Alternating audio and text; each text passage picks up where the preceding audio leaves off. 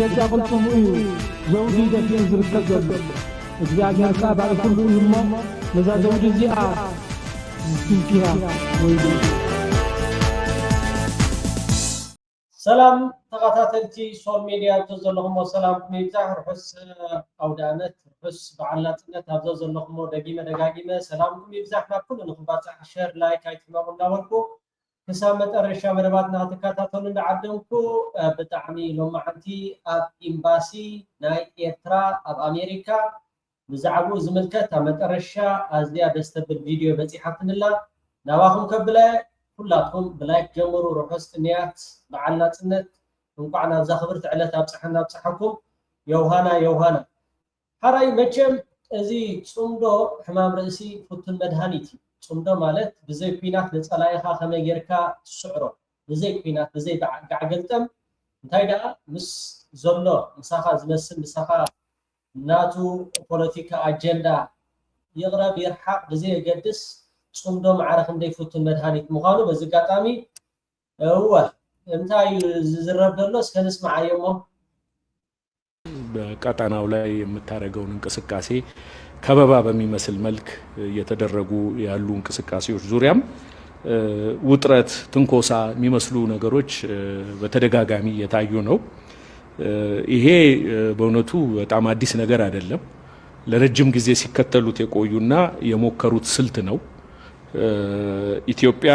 የባህር በር አጀንዳዋ ምን ያህል አስፈላጊ እንደሆነም አንዱ ማሳያ ይሄ ነው። ኢትዮጵያ ፍላጎቷን ባነሳች ጊዜ ኢትዮጵያን ለማነቅ የሚደረጉ እንቅስቃሴዎች የመጨመር ወይ የመጠናከር አካሄድ እናያለን። ይሄ ግን የኖረና የቆየ ሲሞክሩት የኖረ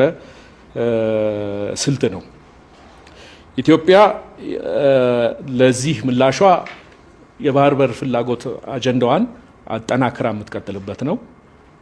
በተለያዩ አካላት ድጋፍ ያገኘ አጀንዳ ነው። ህዝቧም የደገፈው ነው። ይሄንን ፍላጎቷን ይሄንን ፖሊሲዋን حراي أغنيا ناي أبي أحمد أنت إزميلنا بحتى እዚ ዝረአ ዘሎ ኩነታት ግብፂ ኣብ ሶማሊያ ኣብ ኤርትራ ከምኡኸዓ ኣብ ጅቡቲ ትገብሮ ዘላ ምንቅስቃስ መንግስቲ ኤርትራ ጽምዶ ምስ ፋኖ ምስ ህወሓት ከምኡውን ምስ ሱዳን ዝካየድ ዘሎ ሎሚ ስርዓት ብዕልግና ንበይኑ ተሪፉ ኣብ ዕሪምሪም ኣብ ቁሪምሪም ነታ ኣዲስ ኣበባ ጥራሕ ዘመሓድራ ዘሎ ትማሊ ወላ ሓደ ተተኣከቡ ዘምፅዎ ነገር የለን እንድሕር ዳ ተኣኪቦም ከዓ ከም ሕሩጭ ክንብትኖም ኢና عقم لنا خمت حرومينا قال زبهات زنبرة حجي بحزبون بيشبطون تفيهم كمزي تسمعوا زلهم تقول دايما حرقاء أين قرفونينا عايز بلدلو كما يركا خمت قرفو ويكا خما يركا كابتا قرن أفريقيا تحقي حكا خمت خيد نفس خاي نقرأ سلو زلو دامبر زي صمدو جينا خطصلي حساب አዲስ አበባ خطصلي ግብጽ በቀጣናው ላይ የምታረገውን እንቅስቃሴ ከበባ በሚመስል መልክ እየተደረጉ ያሉ እንቅስቃሴዎች ወዛ ኣብ ኤርትራ ምጽሕናይ ላዕለዋይ በዓል ስልጣን ናይ ግብጽ ሚኒስትር ወጻኢ ጉዳያት በድሪ ዝገበሮ ዑደት እዚ ኣፈኛ ናይ አብይ አሕመድ ልቦም ጠፊእዎም ሕዝቦ ድጭብጦም ከምኡኸዓ ኣብ ሱዳን ዝተኻየደ ንኽደብ ኣለና የብሉ ንኽደብ ኣለና تخبروا خمسة لهم من هردا فريقكم كاب مس إمارات عرب مس إيرترا مس صومال مس كينيا مس جيبوتي مس تن غرباء الهاجرات كمون تي وشتاوي أجندها ويكا وشتاوي رتسني نا إثيوبيا هم يركا نا بروكو خناتها تومسو بدحيروها نا إمارات ديخات كي نا أمريكا ديخات كي نا بليبيا ديخات كي بدحري دسرعي جن غربيتكا ندات أركا غربيتكا ندانا عكا ኣብ ምፍራስ ናይ ሱዳን ዓብታራ ተጻዊትኩም ይሁን ኣብ ምፍራስ ናይ ሶማል ዓብታራ ተጻዊትኩም ይሁን ኣብ ሊቢያ ምፍራስን ዓብታራ ተጻዊትኩም ይሁን ሕጂ ግን እታ ትፈርሱላ መዓልትን ዕለትን እንዳተቃረበት ትኸይ ስለዘላ ብጣዕሚ ሻኢሎም ዘሎ ዝርክብ ናይ ግብጽ ናይ ኤርትራ ናይ ሶማል ከምኡ ናይ ጅቡቲ በግብጽ በቀጣናው ላይ የምታረገውን እንቅስቃሴ ከበባ በሚመስል መልክ እየተደረጉ ያሉ እንቅስቃሴዎች ዙሪያም ውጥረት ትንኮሳ የሚመስሉ ነገሮች በተደጋጋሚ የታዩ ነው። ይሄ በእውነቱ በጣም አዲስ ነገር አይደለም። ለረጅም ጊዜ ሲከተሉት የቆዩና የሞከሩት ስልት ነው። ኢትዮጵያ የባህር በር አጀንዳዋ ምን ያህል አስፈላጊ እንደሆነም አንዱ ማሳያ ይሄ ነው። ኢትዮጵያ ፍላጎቷን ባነሳች ጊዜ ኢትዮጵያን ለማነቅ የሚደረጉ እንቅስቃሴዎች የመጨመር ወይ የመጠናከር አካሄድ እናያለን። ይሄ ግን የኖረና የቆየ ሲሞክሩት የኖረ ስልት ነው። ኢትዮጵያ ለዚህ ምላሿ የባህር በር ፍላጎት አጀንዳዋን አጠናክራ የምትቀጥልበት ነው። በተለያዩ አካላት ድጋፍ ያገኘ አጀንዳ ነው። ህዝቧም የደገፈው ነው። ይሄንን ፍላጎቷን ይሄንን ፖሊሲዋን አጠናክራ ስትቀጥል ሰላማዊና ዲፕሎማሲያዊ በሆነ መንገድ መሆኑንም በተለያየ ጊዜ አበክራ حراي لنوصو يحسو زلومر ولا حدا دقف ناي حزب ኢትዮጵያ ዝበሃል ደገፍ የብሎምን ክልል አምሓራ ተኾነ ካብይ ቁጥጥር ወፃኢ ናይ ብልጽግና ከምኡ ክልል ትግራይ ተኾነው ካብይ ቁጥጥር ናይ ስርዓት ብልጽግና ይዘሎ መብዛሕትኡ ህዝቢ ኢትዮጵያ ዳርጋ ነቲ ስርዓት ብልጽግና ሕቁ ሂቡ ተስፉ ካበይ ይደሎ ንሕዳይና ካብዚ ናይ ጽምዶ እዩ ነዛ ቪድዮ እዚኣ 1500 ሰባት ተኸታቲሎሞ ነቲ ናይ ጽምዶ ናይ ኣብ ሱዳን ዝተኻየደ ከዓ 120,000 ተኸታቲሎ 120,000 እንድሕር ዳ መዚንካዮ ሓሰርን ወርቅን ማለት እዩ ሓሰርን ወርቅን እቲ ሚዛን እዚኣቶም ሓሰር እዮም እቲ ናይ ጽምዶ ከዓ ጽቡቕ ውፅኢት እንዳምፀ ይኸይ ስለ ዘሎ ተስፉ እውን ህዝቢ ኢትዮጵያ ካብ ጽምዶ እዩ እቲ ድጋፍ ናይ ባሕርን ለምና ገለ ዝብሎ ዘሎ ልክዕ ከምቲ ዝሕስብዎ ዝኾነ ኣምባሳደር ናይ ዓዲ እንግሊዝ ኣምባሳደር ናይ ፍራንስ ኣምባሳደር ናይ ኣሜሪካ ምስ ጎረባብቲ ሃገራት ተሰማሚዑኩም ብፍቅርን ብስኒትን ኢኹም ነቲ ተጠቃምነት ዝብል ነገር ኢንተርናሽናል ሕጊ ናይ ዓለም ከተኽብሩለኩም ዝብል ደገፍ ረኺብና ዝብሎ ዘሎ ሓሶት እዩ ነፍሶም እዮም ዘታልሉ ዘሎ ሎሚ በዚኣቶም ዝዳናገር የለን ግን ተኸቢብና ይብል ኣሎ ማለት እንታይ ብሎ ነይሮም ምስማዕ ጭንቀት ተነስቶ የሚናገረውም ያዳምጥና አንዳንዱ ደግሞ በቃ ተንታኝ ነኝ ብሎ ምንም ትንታኔ የማይችል የሚያወራውን ያዳምጥና መከበብ ስሜት ሊያድርበት ይችላል። እኛ ከሱዳን ጋር ጥሩ ነው ያለነው። ከደቡብ ሱዳን ጋር እጅግ በጣም ጥሩ ነው ያለነው። ከጅቡቲ ጋር ጥሩ ነው ያለነው። ከሶማሌ ጋርም ጥሩ ነው ያለነው ከሐሰን ሼክ በስተቀር ከፌደራል ግዛቱ ከፌደራል ስቴቱ አሁን ምን ስቴት አለ እዛ እኮ ያለው የሐሰን ሼክ ግሩፕ የሚባል አለ እዛ አለ ስቴት ነው ልትለው እኮ አስቸጋሪ ነው በአንድ ጎሳ የታጠረ እና የአንድ ክልል ፖሊስ የሚያክል ኃይል ይዞ አስቸጋሪ ነው እንደ መንግስት አክት እንዲያደርግ መንግስት እንዲሆን ነው እንጂ የተሰራ ያለው መንግስት አለ ልትለው አትችልም ወደ መንግስትነት እንዲሸጋገር ነው የዓለም ማህበረሰብ ለረጅም ጊዜ የሰራው እንደዛም ሰርቶ እንደዛም ደግፎ እስካሁን መንግስት ሊሆን አልቻለም መንግስት መሳይ ኃይል ነው እኛ የምንወስደው እሱን አይደለም እኛ የምንወስደው ማህበረሰቡን ክልሎቹን ህዝቡን ነው የምንወስደው ከዚህ ጋር ፒስ ነን እኛ ፒስ ነን ብቻ ሳይሆን እዛ ነው ያለነው ብቻ ሳይሆን በየቀኑም እየተነጋገር ነው የምንሰራው ስለዚህ የሚያሳስብ ነገር ስለዚህ ተከበብ የትኛው ፎርስ ነው የከበበ ولا حدا زخببنا حيل يلن يزبدل ولا حدا زخببنا حيل يلن حجه خنتاي بلالوتي اخنيا ناي بلصقنا تخبيبنا ناي مخباب سمعيت ግብጽ ምስ ኤርትራ ምስ ሶማል ምስ ጅቡቲ መስሪታቶ ዘላ በሱዳን ኣብ ክብ አና አጥዋለና ምስ ኩሎም ከም ዕቡዳት አخلاق ተናኺሲ ዘይተናኸሶ የለን ምስ ኤርትራ ተናኺሱ ምስ ሶማል ተናኺሱ ኣብ ሕጂዋን ምሕዝነት ወይ ካቲ ዲፕሎማሲ ዝበሃል ተዜሮ ይኸይድ ዘሎ ናይ ብልጽግና ማለት ኣብ ዲፕሎማሲ ኤርትራ ሲዕራ ወጥያ ዋላቲ አሜሪካ ተስፋ ካብ ብልጽግና ዝነበረ ሎሚ ሕቋ ሂባ كم بروفيسور زوزولو سسبون يرترا عطفها نبصقنا خميدو بغي لو مدام متايت አለበት ሌላ ሶማሌላንድ አለ ሶማሌላንድ ከኛ ጋር የተከሰሰ ያለ ሀገር ነው ፑንትላንድ ከኛ ጋር የተከሰሰ ያለ ነው የተከሰሰ ያለ ነው ሳውዝ ዌስት ከኛ ጋር የተከሰሰ ነው ጁባላንድ ከኛ ጋር የተከሰሰ ነው እሱም የተከሰሰ ነው እና ማን ነው የከበበንማ ወዳጅ ነው የከበበን ወዳጅ ነው ከኤርትራ ጋርም እኛ እንትን የለንም ማለት ከኤርትራ ጋር ኤርትራ እኛን እንድትከብ የሚያደርግ ፖለቲካዊ ምክንያት ኢኮኖሚያዊ ምክንያት የላትም ያለ ምክንያት ሰው የሚከብ ሰው የለም እና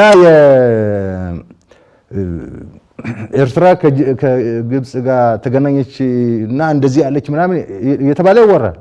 እንደ መብት አላት ለመገናኘት ከሶማሌ ቴንክ ዩ مس قبتي مرخاب مس قبتي تراها بإيرترا يبهال جن مبتناتا والحدا ابتناتا وشتاو بوليتيكا اتيخا مس كوستا تراها مس كوستا يتراها تولي تخليها إيرترا خان عنا ترتها كونتن إيرترا عنا وي كانت تهرمنا نتوقعنا ولا حدا مس إيرترا ونتيس سلامي نازل لنا هاي إيرترا مسألة زغل نجر يلن يزبل السعون ጋር መብት አላት ለመገናኘት እኛም እኮ እንገናኝ ነበር ከግብጾች ጋር ከሶማሌዎች ጋር የሚገናኙበት ሰዓት ነው የሚገናኙበት ጊዜ ወቅቱ አሁን ከተፈጠረው ነገር ጋር ተያይዞ ሰውን ተስለሚል ነው በወቅት እኮ የሆነ ነገር ደምደመ መናገር አትችልም ወቅቱ የግንኙነቱ ወቅት አጋጣሚ ሊሆን ይችላል የግንኙነቱ ወቅት ይሄ ወቅት ጥሩ አይደለምና አሸጋግረ ሌላ ጊዜ ነው ብሎ ማቀድ አለባቸው እኮ ያልናቸው ነው ማለት ነው እንደዛ አይደለም ስለዚህ የከበበን የለም የተከበናል ስሜትም የለንም እኛ ናይ ነኻብ ስሚዕ ዝበሃል ነገር ይብላል ከምኻ ወቅቲ ሕጂ ምስ ኤርትራ ምስ ግብጽ ትራኸባላ እዚ ከዓ ወልሓደ ትራኸብ መሰላይ ስለዚህ ኣይተኸበብና ዝብደሎ ሎማዓንቲ ከዓ ኣፈኛ ናይ ብልጽግና እንታይ ዝብለሎ ተኸቢብና ብግብጽ ብል ማለት ነው ፕሬዝዳንት ኢሳያስ ኣፈወርቂ ብዛዕባ እዚኣ አዛራቢት ኩነታት ያኔራ ትዝክሮ እንደሐዳ አኹም ኤርትራን ግብጽን በሚኒስትር ወፃኢ ጉዳያት ናይ ግብጽ ከምሃለ ኤርትራ ርክባት ኣብ ዝጀመሩን እዋን ቫይራል ካፕተን ዝነበረ ፕሬዝዳንት ኢሳያስ ኣፈወርቂ ኣብ ቃለ መሕተት ሓቲትላ ልክ ሓምዛ ናይ ብርሃኑ ጁላ ብድሕሪኡን ብዙሕ ውሕውሕ ኢሎም ዓቢዶም ሕዝቦን ጭብጦን ጠፊዎም ማለት ኢትዮጵያን ብጉዳይ ሶማሊላንድ ዝተፈጥረ ወጥሪ ስክፍታ ፈጢሩሎ قالوا وجنات وي ميدياتات كأ نتي أمونغ إيرتران جبسن سوماليان استخايد سلوس أو ركب أنصار إثيوبيا أمثيلهم كقرب وي فتنيوم مو بزعبة زنتاي تبل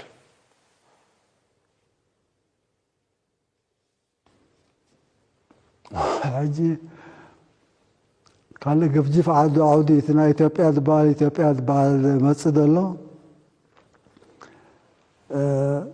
هذا قدمه قطعه حسيبا نوركو صغير يوم من الواش تزربا سلازنو حقون خلقن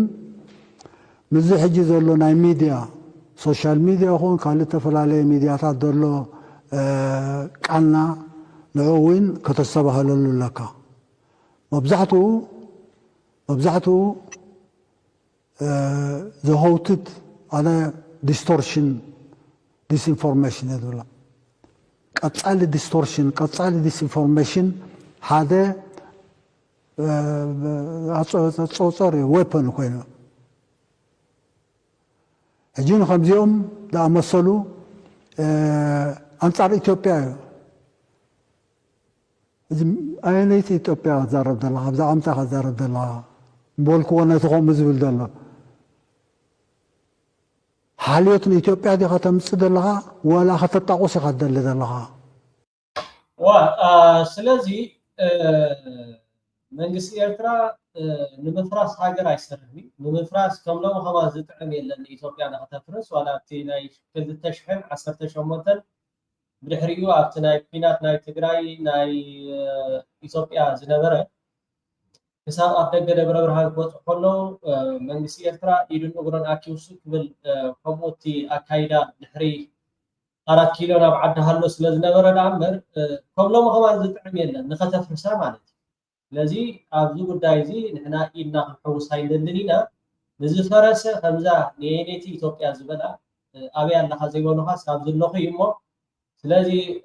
ንሕና ምስ ግብፂ ይኹን ምስ ንዓና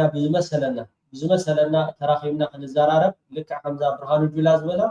ከመይ ኣታ ጉዳይ እሞ ናብቲ ዝቕፅል ናብኡ ከብለኩም ክቡራት ተኸታተልቲ ሎማዓንቲ ብጣዕሚ እዚ ትሪእዎ ዘለኹም ሓደ ካብቶም መቸም ምስ ህዝቢ ኤርትራ ኣብ ዝተፈላለዩ በዓላት ኣብ ዝተፈላለዩ ዝካየድ ፅምብላት ኣብኡ ተረኺቡ ሓጎሱ ኣብ ምግላፅ ከምኡውን ህዝብን መንግስትን ኤርትራ ንሱዳናውያን ማለት እዩ መቸም ሱዳናውያን ጌርናሎም ጌርክልኩም ገለ ክትብለኮ ብጣዕሚ ከቢድ እዩ ሱዳን ከዓ ኢድኩም ክሳብ ዝኾነ ሎማዓንቲ ኣምባሳደር ናይ ሱዳን ኣብ ኣስመራ ኣሕመድ ዓብደልባሪ መንግስቲ ህዝብን ኤርትራ ኣብ ኣዝዩ ከቢድ እዋን ንህዝቢ ሱዳን ዝገበርዎ ደገፍ ኣመስጊኑ ኣስመራ ንሱዳናውያን ብምእንጋድ ኣብ ማእኸል ኤግዚቢሽን ኤክስፖ ምዕቆቢ ከፊታትሎም የቀኒልና ህዝቢ ኤርትራ ሎሚ ኣብ ሓጎስኩም ተኻፊልና ናጽነትኩም ከነግዕል ብጣዕሚ ሕጉሳት ኢና ይብል ማለት እዩ ህዝብን መንግስትን ኤርትራ ንህዝቢ ሱዳን ኣቀባብላ ዝገበረሎም ከምኡውን ኣብ ኤክስፖ ኣብቲ ኤግዚቢሽን ዝረኣየሉ ኣብኡ ምዕቆቢ ከፊትሎም ብኡ ከዓ ህዝብን መንግስቲ ሱዳን ንህዝብን መንግስትን ኤርትራ ከዓ ብጣዕሚ የመስግን ንሕና ሱዳን ተቀቢላትና من عواتنا حقيفة أديساتنا حقيفة عبيتناتنا زنكولو زدخمو حقيفة مودعتها أوروبا غيدا دول أمريكا غيدا دول سالا سوداني غيد مر إثيوبيا أكيوم كتفونا ترحيم حسيو كمتو تزاربنا له عفاينقوان أمسيكا سيفن دارشن كان نتيز مقتال سودان كا أبو حبيب نزل إرترا تقبلو معقوبي هيبو مودعتها خاف سوداني سب من عبد الله بسيح نحنا إزيد خنرسعو عين خلينا نزيد حرسي ناس نفسنا خندرسعنا حواتنا سودانوين أبسقم قالوا قداموت نحنا نبراب قلنا ونخون ኣራይ ከምዚ ፍላስፋ ጀነራል ስብሓት እፍሬም ዝበሎ እዩ ሱዳናውያን ናይ ኢዶም እዮም ስለዚ ኣብዚ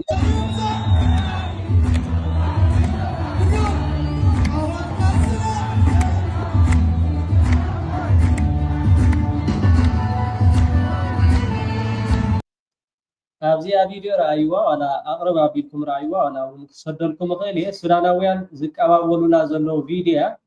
ኣምባሳደር ናይ ሱዳን ሓጎሱ እንዳገለፀ ምስ ህዝቢ ኤርትራ ኣብ ባሕቲ መስከረም ከም ትሪእዎ ዘለኹም ሓጎሱ ምቁፅፃር ይስኢንዎ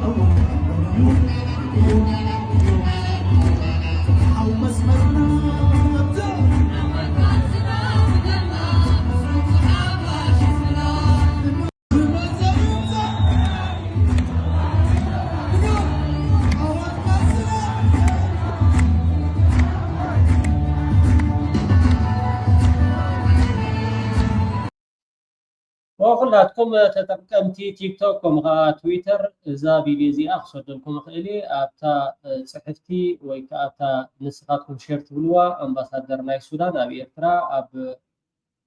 إسران 4 قنبت أما خل هزبي مس هزبي عند ساعة حاقوس عند قلت بمبال بتي نعخاسكم زمسلكم بوخد صحفو بزقات أمن لابوكم مالتيو يا دس دبلي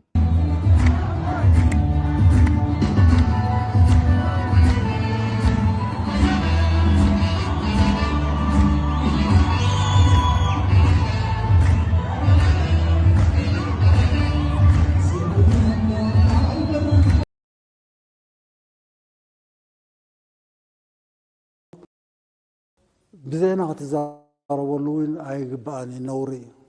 ببهلنا غن بكايدنا نحن حزبنا أب سدة أب السودان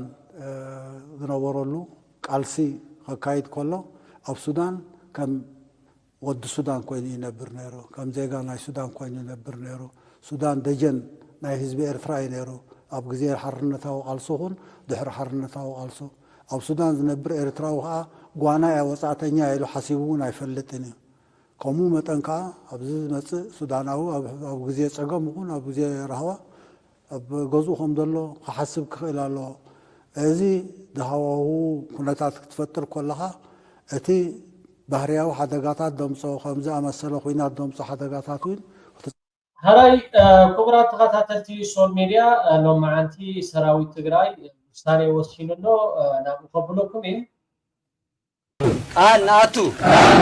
ተመዛበልትናን ግዛታው መሬትናን በሰላማው መንገድ ዘይምለስ ተኮይኑ ኩሉ ዓይነት መስዋዕት ከፊልና ንምምላስ ድልዋቲና ኩሉ አመራርሓን አባላትን ሰራዊት ትግራይ ገሊጾም አባላት አመራርሓ ሰራዊት ትግራይ ተገዳላይ ሓድሽ ካፊል ተገዳላይ ገብረ ሚካኤል ሓጎስ ተገዳላይ አለም ብርሃነን ተገዳላይ ሙላበራን ከም ዝገለጽዎም ሰራዊት ትግራይ ካብ ዝኾነ ግዜ ብላዕሊ ጠንኪሩ ላዕላውነቱ ንምኽባር ኣብ ዕላሙ ጸኒዑ ቃለስ ከም ዘሎ ገሊጾም ተቃላልነት ተፈናቃለውን ናመረበቱ ክንመልስ ክሳብ መወዳእታ ህይወትና ክንከፍል ድልዋቲና ዋላ አወልቃይ ዘሎ ህዝብና ኣብ ጸለም ዘሎ ህዝብና ይሳቀይ ዘሎ ይሳቀይ ወይም ዘሎ ቶም ጸላቲ ክልተ መማረጽ ዘለና ምሕና ተጋሩ ሓደ መማረጽ ነጻነት እዩ ነጻነት መምራጽ ማለት እዩ ሓደ መማረጽ ድማ ባርነት መምራጽ እዩ ምሕና ተጋሩ ኢና ተጋሩ ከዓ ባርነት ይመርጽ ስለዚህ ህዝቡን ዘለና መማረጽ ተመርሰይውን ክጋደል ክኽእል ኣለዎ ከይሕረድ ዓዱ ከይድፈር ናመረበቱ ክምለስ ህዝብና ከይሳቀይ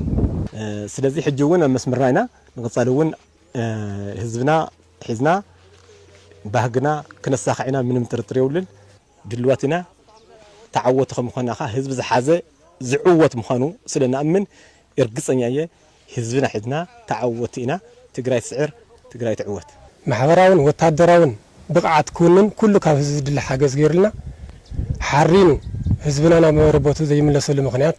ትግራይና እስካ ሕጂ ተቆሪሳ ትነብረሉ ምኽንያት ንምንታይ እዩ ግዜ ከወሰድና ናፍቲ ልኡኽና ንዛዝመሉ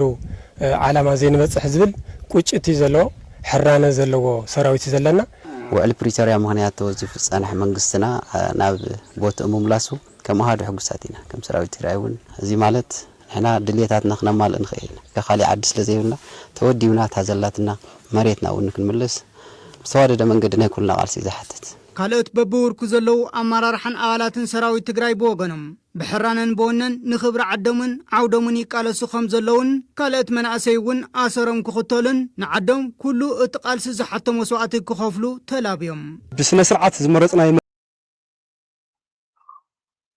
هراي كبرات تخاتلتي لومعنتي اب امباسي ናይ ኤርትራ ኣብ ኣሜሪካ ማለትዩ በጣዕሚ ደስደብል ዲፕሎማስያታት አምባሳደራት ተዓዲሞም በምክንያት 24 ግንቦት ከብ ዝትሪዎ ደለኹም ደስ ደብል በጣዕሚ ደስ ደብል ይሕዲፎም በጣዕሚ ፍሉ ዝግባኦም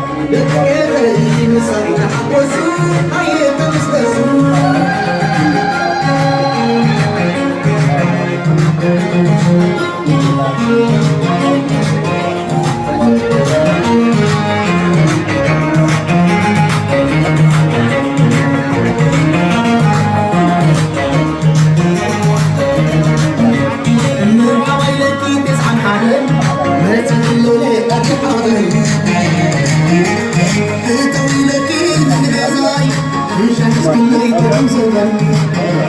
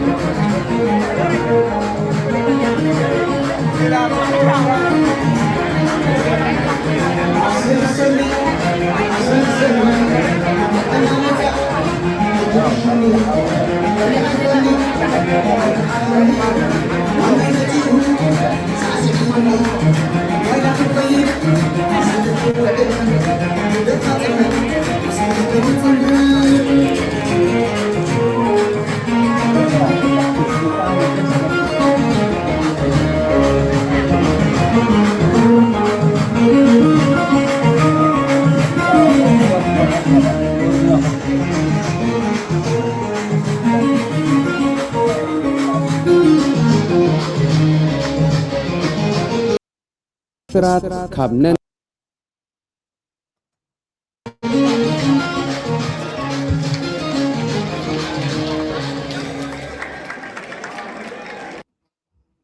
حراي كبرات تخاتاتلتي أنا بتعمي زحفتنا زيا نقدام ولا في مونغو نود بيتو عديمي له أم مونغو هي شيء على محتت مدب جرا خبراء أبجزات صرحة إذا زيتي شامبو قبعات كله أبجزات صرحة خب إيرترا فريات همتيا خب أفريقيا فريات همتيا بتعمي زحفتنا زيا اختبارات عزر لوا كنجزء الله لنا إزي أبجزا خينا تجبرو زلا عبو فاوريكا حتى كرتك الله سبحانه كم بعد زياتن بريلانت زخنا لكن سي حواتنا حاجر كغيرا زخنا ዓለም ትቕይራ ዝኽእላ ኣብ ገዛ ኮይና እትሰርሖ ገሪምኒ ኩሉ ነገራት ትጥረ ነገራት ካብ ኣፍሪካ ከምኡኻ ካብ ኤርትራ ተምፅኦ ማለት እዩ ድሓን ክትዕለልና እየ ቀዳም ፕሊስ ብዝተኻእለኩም መጠን ነግዛኣላ ንዓድገላ ኣብ ፅቡቕ ተወዳዳሪት ናይ ዓለም ክትከውን ናትና ክንገዝኣላ ከለና ዌብሳይት ኣለዋ ኣብቲ ዌብሳይት ከድኩም ከዓ ፅሓፉ ኩሉ ነገር ከዓ እቲ ዘይቲ ቅብኣት ሻምቦ ስለ ዘለዋ ግዝኡላ በጃኻት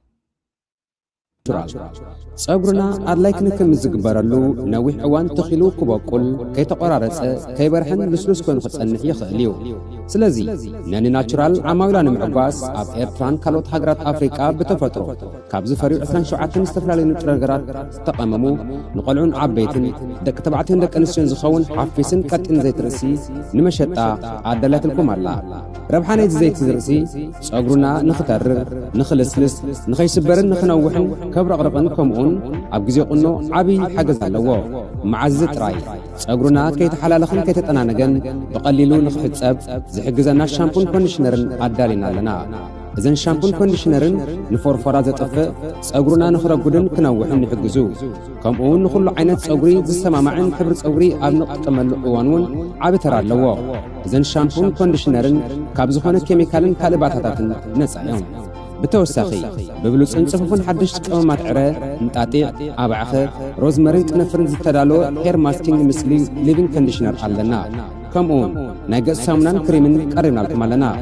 ናይ ገጽ ሳሙናን ክሪምን ገጽና ንኸይነቅዕ ንፈጸጋ ገጽና ኣብ ዘይ እዋን ንኸይዓጥር ይከላኸል ንኣወዳትን ኣዋልድን ዝኸውን ናይ ነፍሲ ቅብኣት ባዲ ባረር እውን ኣለና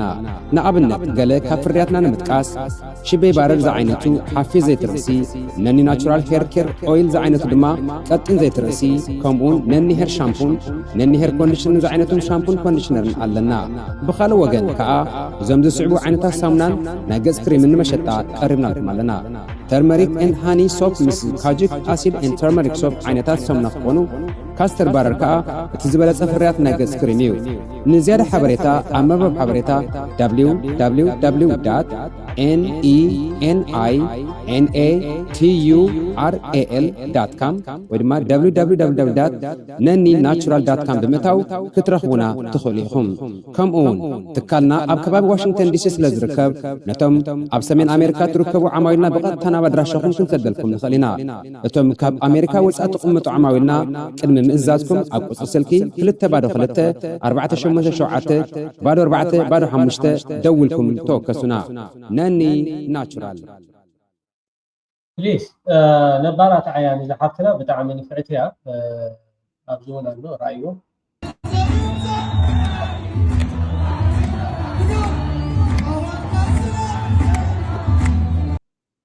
One day and my edges was just gone. It felt like they disappeared overnight. After years of trying different hair growth oil with no result, I was over it. But 2 months ago, I started using the Nenni Natural Hair Care Oil, and with consistency. ቢዋለሁም አፍሪካዊት እያ አፍሪካዊት ትጥቀመሉ ወይ ከዓ ገዚኣ ከምኡውን እቲ ውፅኢቱ ብጣዕሚ ፅቡቅ ምዃኑ ትሕብር I've seen a huge difference. My edges are finally coming back and my hair feels much healthier and stronger. Plus, it's made with 100% natural herbs, no chemicals. ቢዋለሁም ኬሚካል ዝበሃል የብሉን ናቹራሊ ብጣዕሚ ንኩሉ ነገር ፕሊስ ነዛ ሓፍትና እዚኣ ገሪምኒ ኢሎ ናይ ገለገለ ሰባት እትኽእለት ምዃንኮት ኤርትራዊ ብነብሱ በሊሕ እዩ ተን ኣሕዋትና ከዓ ብጣዕሚ ክኢላታት እየን እሞ ክቡራት ተኸታተልቲ ቴሌፎና ወይ ከዓ ኣድራሻ ውለኩም ብዝተኻእለ መጠን ነባራት ዓያ ይቐኒየለይ ሰናይ